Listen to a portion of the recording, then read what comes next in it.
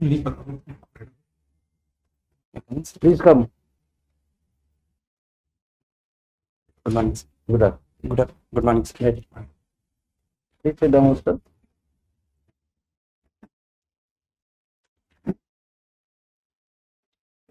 Sir, tell us very briefly about yourself, your academic qualifications, work experience, if any, and your main hobbies.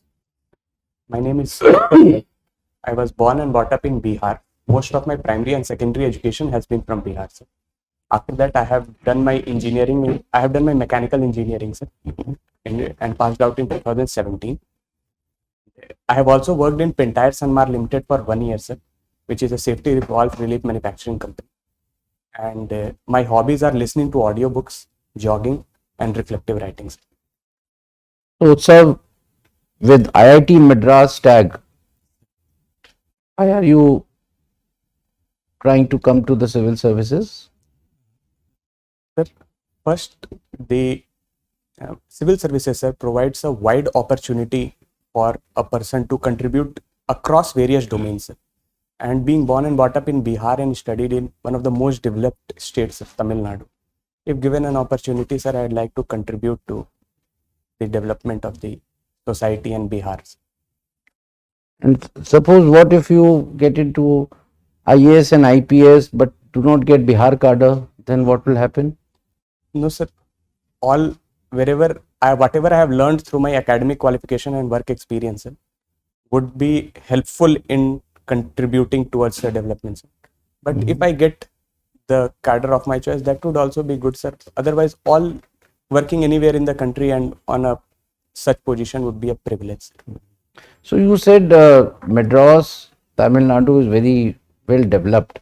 So tell me, what difference did you see in the educational climate and of Bihar and Tamil Nadu? You've studied in both the places, haven't you? One, in the primary education, sir, we witnessed that the state board of Tamil Nadu, sir, is doing good. And while in case of Bihar, sir, we witnessed that there have been allegations of cheating and the level of education has not been very good in the Bihar state boards. Secondly, sir, when we move to higher education, we witness that number of central universities, private universities in Tamil Nadu is very high, sir. While in Bihar, there is a scarcity of such universities. For that reason, we witness that students have to migrate from Bihar after completion of 12th. These are couple of things. Thirdly, sir, also focus on English education in Tamil Nadu, sir, has allowed development of service sector, IT industries.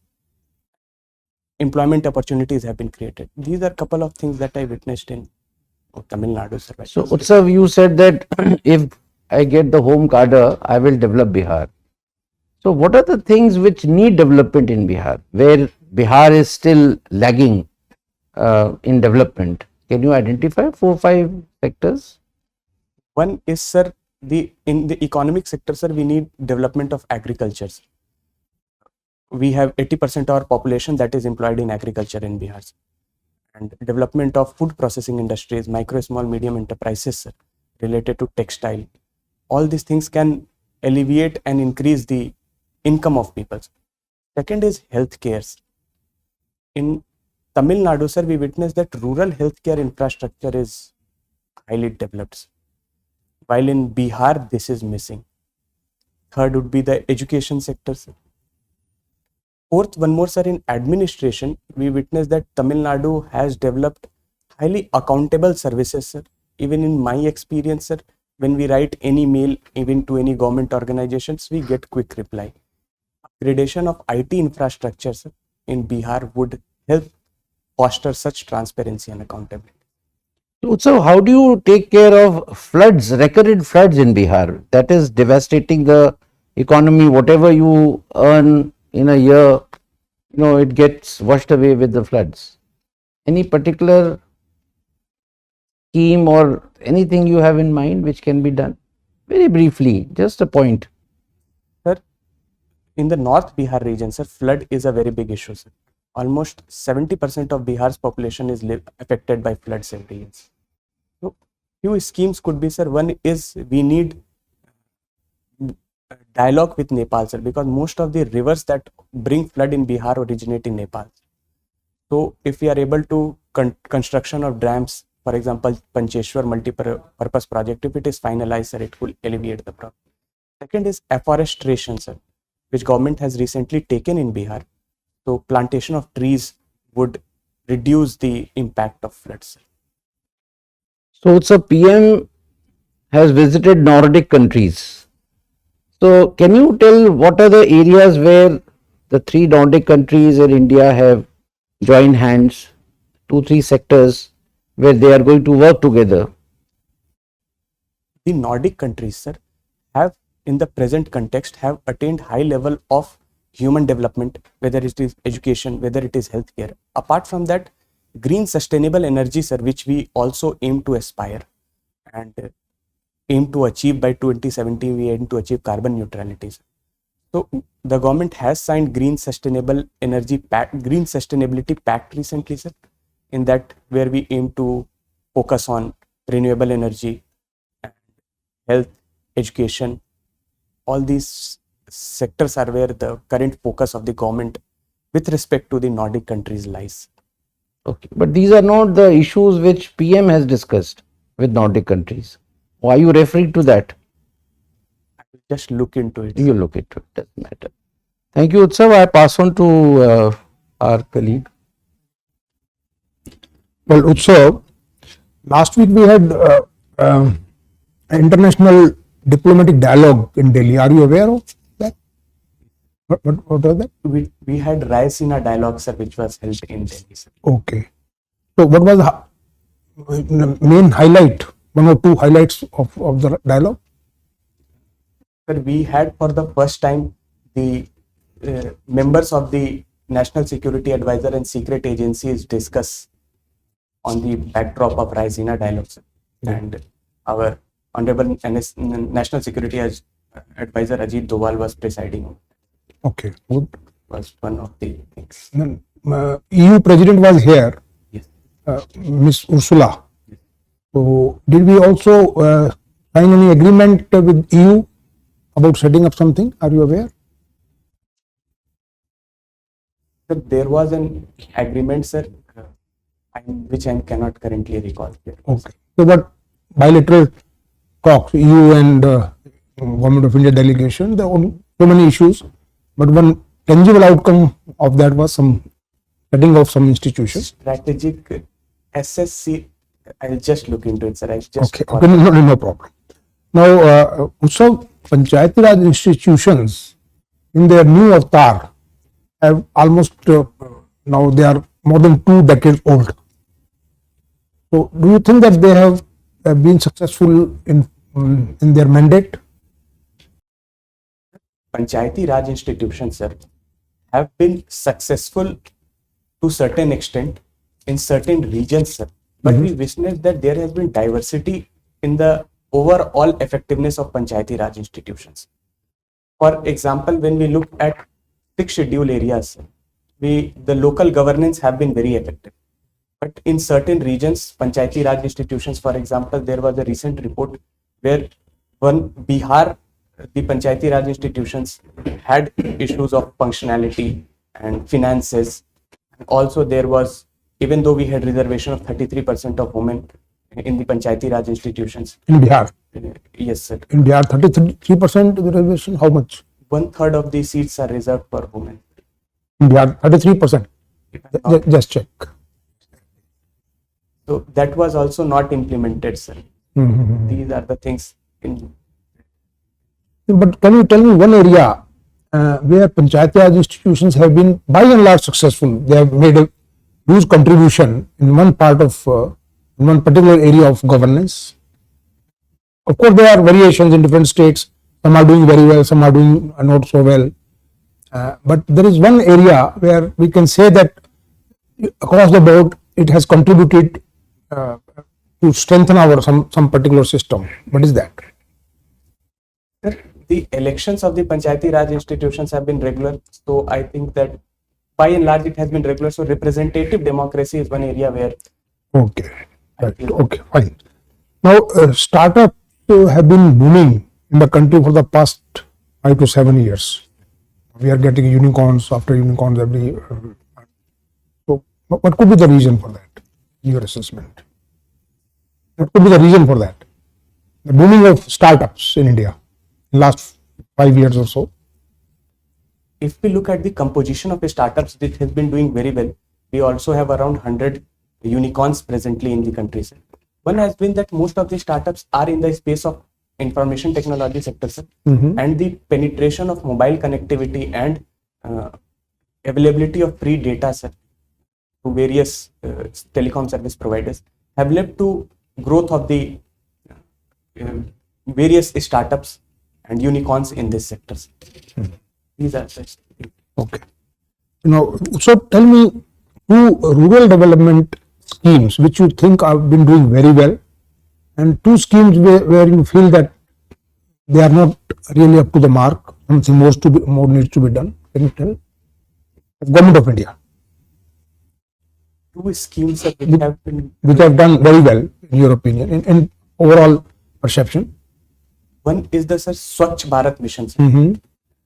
That has done very good, sir. Okay. Second has been Mahatma Gandhi National Employment Guarantee Scheme, sir. Okay. These are the 2 schemes which I think that has done particularly well. And 2 schemes where you feel something more could be done, which are not really. Sir, there was a scheme for rural electrification, sir, combined with Ujjwala Yojana, sir. National Ujjwal Yojana, sir. Providing electricity to rural areas, but the penetration of electricity in rural areas has been low. So this is one area where I think that government can take some more steps. Okay. Now, my last question is from your hobby. You have been a cricket player in college. Okay. Now tell me, what are the traits you have learned from cricket which you can use as a good administrator?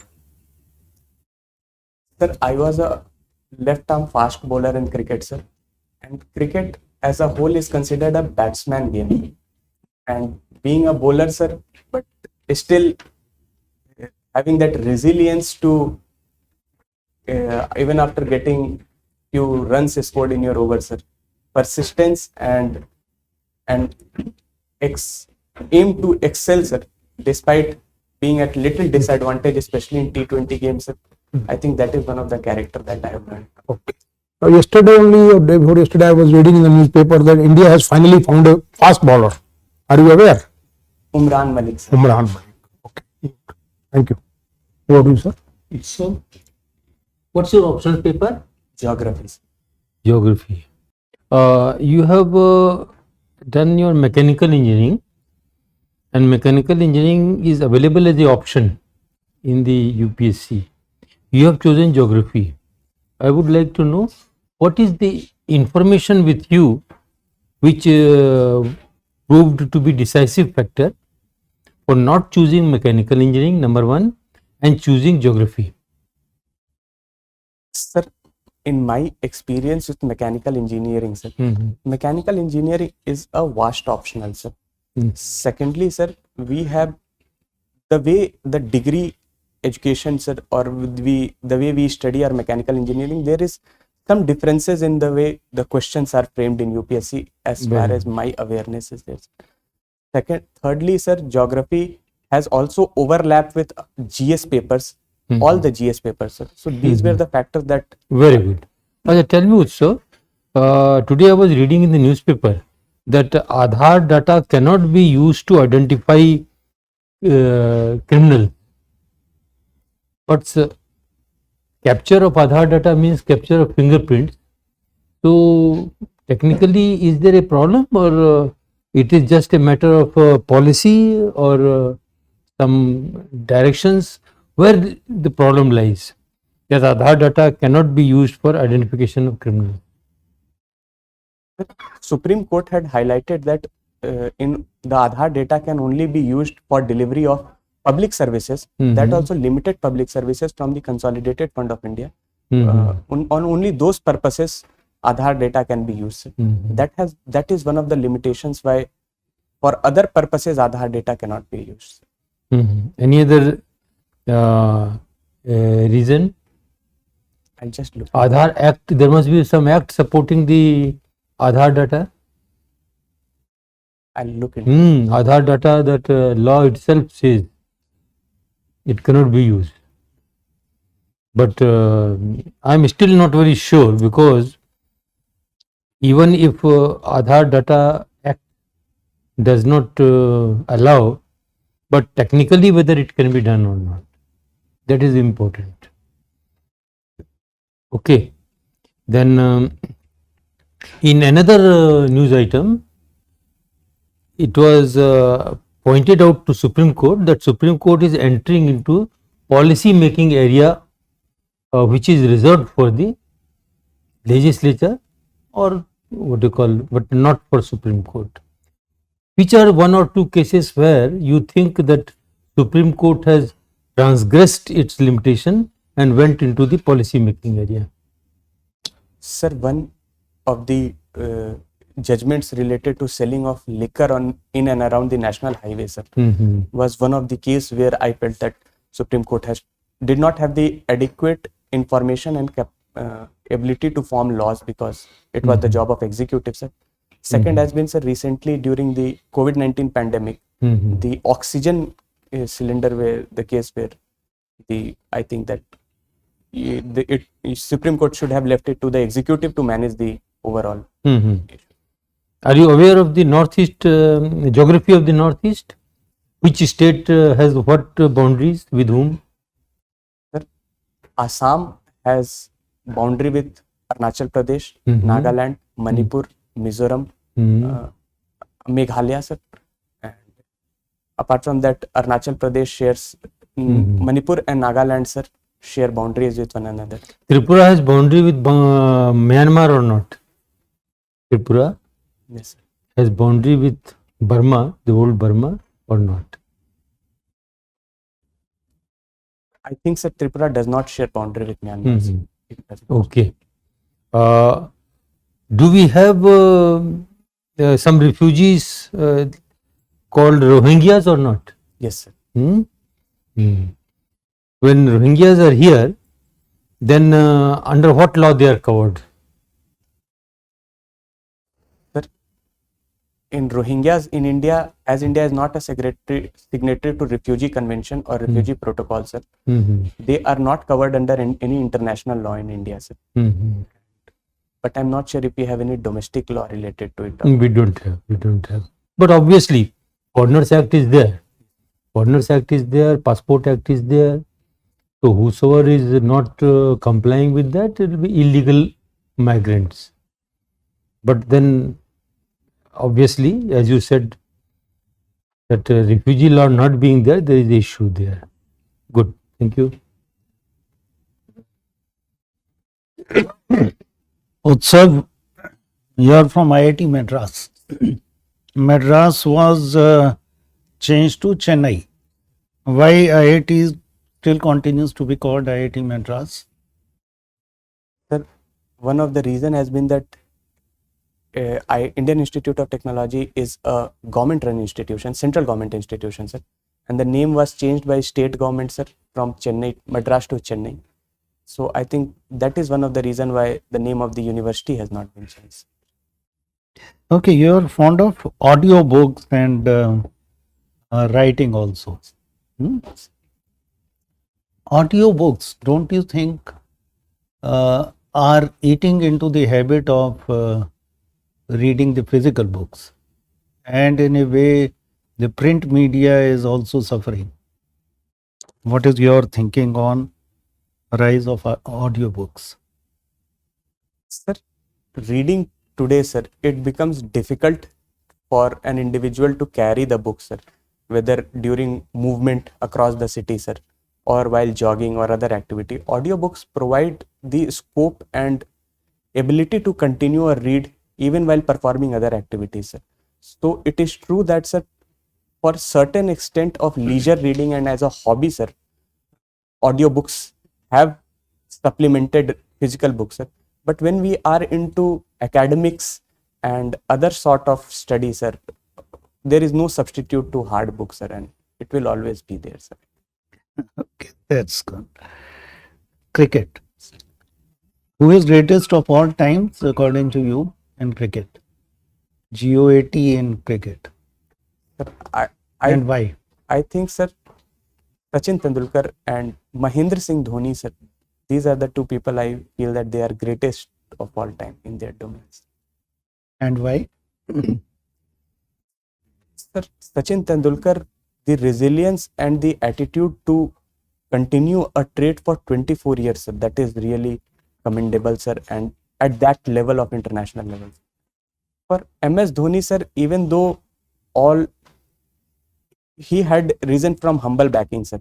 Most of his colleagues started playing cricket in 1999, Yuvraj Singh, Mohammad Kaif, and he stayed there and he came into the team in 2005, sir, 2004 and 2005, and still went to become the greatest captain of all time.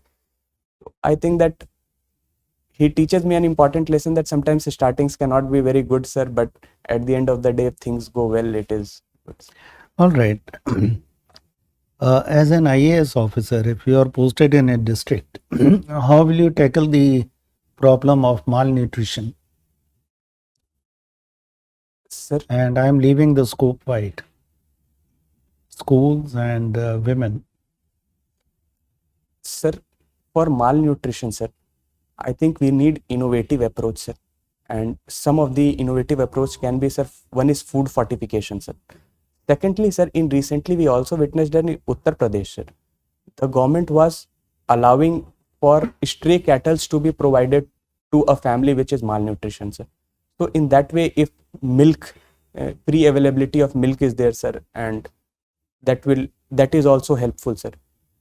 In agriculture, sir, if we promote mixed farming, for example, allowing and promoting animal husbandry, especially poultry farming, if these a holistic approach, sir, from scientific approach to change in behavioral pattern and government support, if these steps are taken, sir, then I think we can tackle the issue of malnutrition. Okay, is economics an exact science? Or what kind of science is economics? Sir, as far as I am aware, sir. So what is exact science? You are a science student. Exact science is based on facts, figures, and data, sir. But as far as economics is concerned, we also see a little bit of perception and other factors that determine the market and the other overall economic scenario, sir. So I think that economics can be called a pseudoscience if I'm not. Talking of railway privatization, according to you, is the environment ripe enough to permit railway passenger services on a bigger scale for privatization? Some beginning has been made already, but it's still not successful. But what is your view on privatization of passenger services and railways?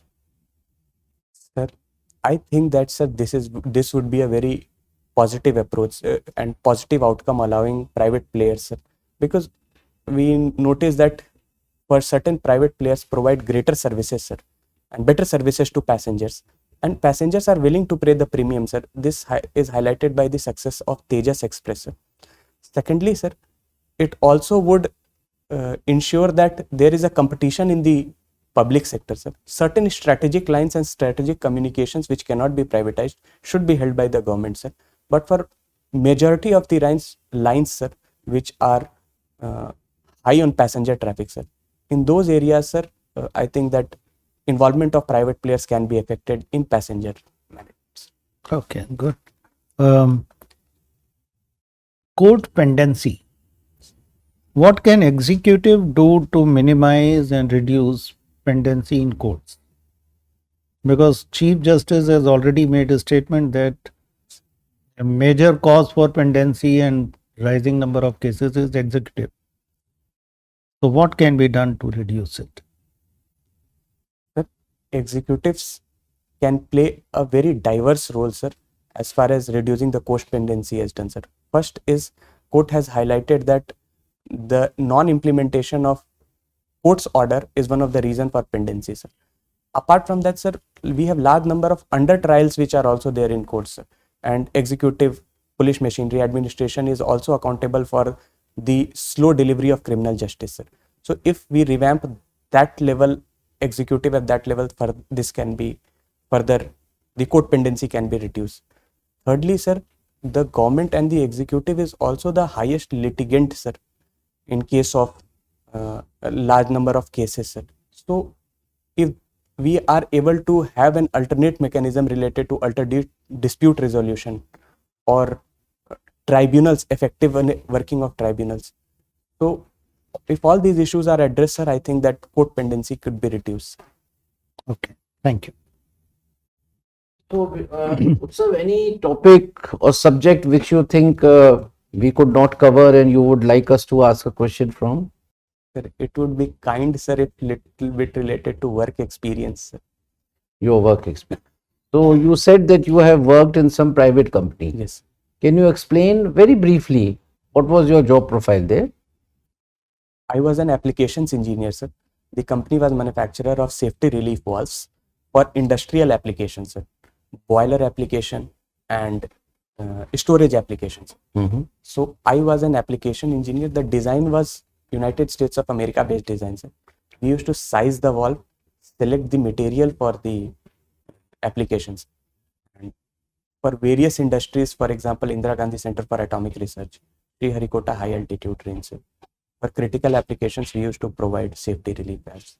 So, sir, anything which you may have done something big during your tenure there, which was appreciated by your company as a something leadership or innovation? Do you recall anything? Sir, I was assigned, sir, Liquid Propulsion Center, Mahendragiri, sir. And at that point of time, the center was going expansion, especially in the